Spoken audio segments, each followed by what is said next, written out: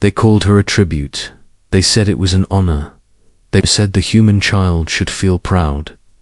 Myra was 8 years old, and she did not feel proud. The chamber was tall and cold, with silver walls that curved upward like the inside of a shell.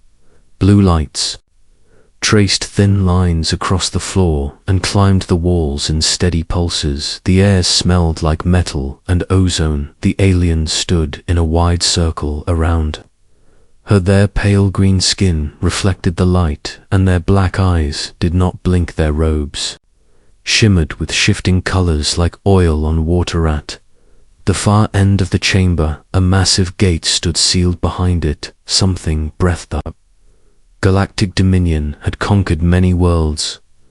Earth had resisted longer than expected. Human fleets fought with reckless courage and refused surrender, so the Dominion chose spectacle. They demanded a test of submission, a symbol. They would feed a human child to their fiercest war beast. If humanity accepted the act, the Dominion would stay its fleets. If humanity refused, entire cities would burn. Myra had stepped forward before anyone else could. She told her mother she was going to a special program to help the war. She smiled and promised she would come home soon. Now she stood alone in the center of the alien chamber. Her dark hair rested against her shoulders. Her small hands hung at her sides, but they did not shaken. Alien, taller than the rest, moved forward. His voice echoed through hidden speakers. Behold the beast of Varesh, slayer of soldiers, breaker of armies. It knows only hunger and command. The gate lifted with a grinding hum. The wolf stepped out. It was enormous. Its fur was white like frozen snow beneath harsh sun. Its eyes were pale and sharp. Its body was lean with visible scars crossing its muzzle and ribs. Metal implants curved along its sides, and faint light pulsed beneath the skin. Each breath rolled from its chest in a low growl.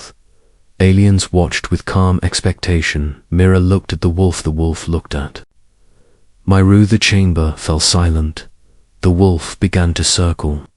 Her small shoes scraped softly against the metal floor, but she did not step back. She remembered her father kneeling beside her when she was younger. He had taught her how to approach frightened animals. Move slow, keep your breathing steady, do not offer fear. Her heart beat hard, but she kept her face soft. The wolf lowered its head and inhaled it. Could smell her fear, but also something else. Something warm and alive. Myra slowly knelt. A ripple of alien whispers passed through the chamber. The wolf paused with careful movement. Myra reached into her pocket. Several guards stiffened and raised thin silver weapons. She pulled out a small cloth bundle. The wolf washed her hand. She opened the cloth. Inside were strips of dried meat from Earth, smoked and salted by her grandfather before he left to join the defense fleet. The scent drifted across the chamber. The wolf's ears twitched. Myra placed one strip gently on the floor between them. She did not toss it. She did not rush. The wolf stepped closer. Its claws clicked softly. It lowered its nose and sniffed. It glanced at her once more, then swallowed the meat in a single beat. A murmur moved through the alien's. Myra placed another piece a little closer to herself. The wolf followed again. It ate.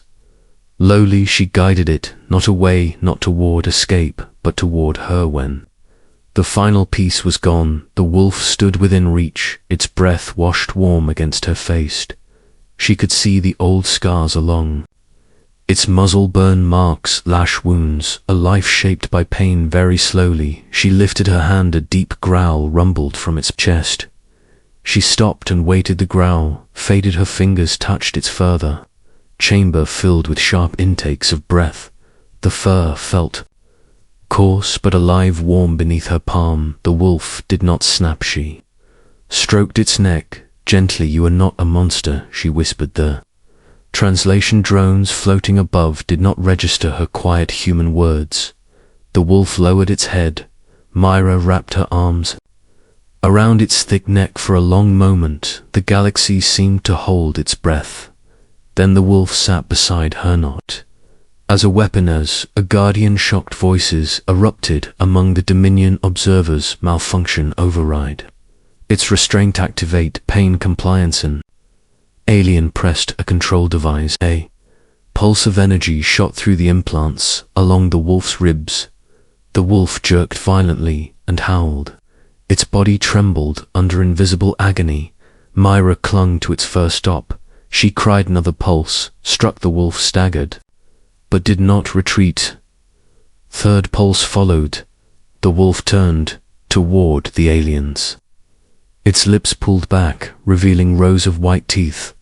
The fourth pulse came. The wolf roared. It was not the sound of fear. It was the sound of fury.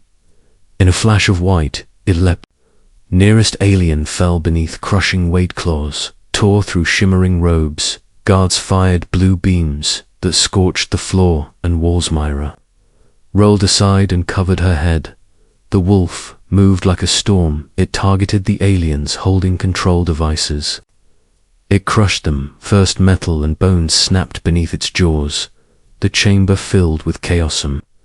Aliens fled. Others tried to regroup. None expected rebellion from their own engineered Ratha. Wolf did not kill without purpose. It destroyed the machines that caused its pain. It shattered consoles and tore wiring free within minutes. Silence returned. The white fur was streaked with blue blood. The implants sparked and flickered. The wolf stood alone in the center of the chamber, breathing hard. It turned its pale eyes toward Myra slowly. It walked to her. She rose to her feet. The wolf lowered its massive head and pressed it gently against her shoulder. She wrapped her arms around it. Again red warning lights began to flash. Emergency systems activated. Doors along the walls started to seal. Myra knew this was only the beginning. She spotted a fallen control tablet near one of the aliens. She ran and picked it up. Strange symbols glowed across the surface. She did not know the language, but she understood. Shapes. One icon showed the outline of the chamber doors. She pressed it. Nothing happened. The system required higher clearance. She looked at the wolf. "Help me," she whispered. The wolf followed her gaze. It walked to the main gate, now halfway sealed. It dug its claws into the metal seam and pulled. Metal screamed as it bent with a final heave. The wolf tore open a gap wide enough for a child to pass. Heavy footsteps echoed in the corridor. Beyond, reinforcements were coming. Myra ran back and hugged the wolf tightly. "You can come with me," she said. The wolf looked at the narrow opening, then back at her, nudged her gently toward the gap. "I will not leave you," she said. More footsteps, thunder of armored guards. The wolf stepped back into the center of the chamber. It faced the entrance and lowered its head, ready to strike. It understood if it fled, the Dominion would chase them both across the stars. If it stayed, it could buy her time. Tears filled Myra's eyes, but she kept her voice steady. "Thank you," she pressed her forehead to its muzzle one last time. The wolf gave a low, steady rumble. Myra slipped through the torn gate. She ran down the corridor. As alarms screamed around her, smoke filled the air. Somewhere behind her, the wolf roared again, and the sound shook. The ship. She followed the path she had memorized, left at the junction right, past the engine core, down to levels toward the docking bays. A small human shuttle waited hidden behind cargo containers. An agent stood beside it, staring in disbelief as Myra emerged alone. "Where is the beast?" he asked. "Holding them back," she said. "Launch." Now they boarded the shuttle doors. Sealed engines ignited. Asked. The craft blasted away from the Dominion vessel. A violent explosion tore through its center. Fire and debris burst outward into the void. The wolf had made its final stand. The Dominion had broadcast the event across occupied systems, intending to show human weakness. Instead, the galaxy saw something different. They saw a small human child kneel before a creature bred for slaughter. They saw that creature choose trust over hunger. They saw the Dominion lose control of its own weapon. On Distant worlds, oppressed species replayed the footage again and again. If a beast shaped by pain could choose compassion, then perhaps they could choose rebellion. Whispers turned to uprisings. Fleets once loyal hesitated. Worlds once silent resisted. The Dominion had believed humanity was dangerous because of its weapons. They were wrong. Humanity was dangerous because even its smallest child could look at a monster and see something worth saving. Years later, when the Dominion finally fractured and fell, historians would mark that day as a turning point. They would analyze battle data and political shifts. Myra knew the truth was simpler. A creature in pain met a child who offered kindness, and the galaxy changed on Earth. A statue was raised in a quiet park.